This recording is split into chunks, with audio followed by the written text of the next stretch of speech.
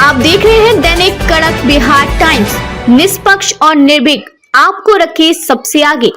वायुसेना को मिलेंगे नए लड़ाकू विमान, टेंडर में अमेरिकी F-15 भी हो सकता है शामिल।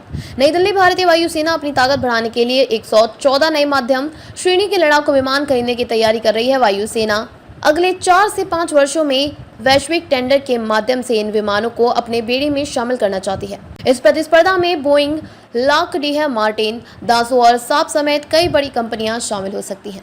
वैश्विक निविदा का हिस्सा बनने वाले विमानों में Rafale Gripen, Eurofighter typhoon, MiG-31 और अमेरिका F-16, F-15 विमान शामिल हैं।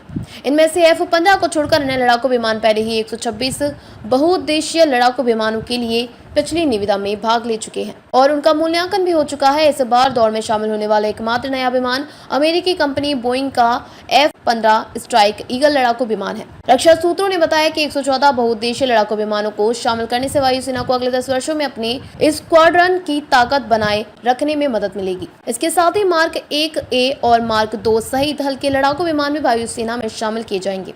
रक्षा सचिव राजेश कुमार सिंह की अध्यक्षता वाली उच्च स्तरीय समिति ने हाल ही में रक्षा मंत्री राजनाथ सिंह को अपनी रिपोर्ट सौंपी और वायुसेना को अपनी लड़ाकू क्षमताओं को बढ़ाने में मदद करने के लिए 114 बहुउद्देशीय लड़ाकू विमान प्राप्त करने की जरूरत जताई।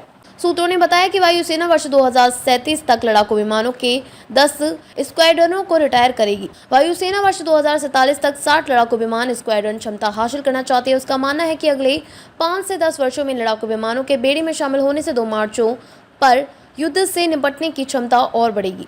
उन्होंने कहा कि अगले 10 से 12 वर्षों में वायुसेना के बेड़े जगुआर मिराज 2000 और MiG-29 बाहर हो जाएंगे। मिग श्रृंखला के पुराने विमानों को चरणबद्ध तरीके से हटाने तथा LCA मार्क 1 और मार्क 1A जैसे नए स्वदेशी विमानों को शामिल करने में देरी के कारण वायुसेना में लड़ाकू विमानों की संख्या में गिरावट देखी जा रही है।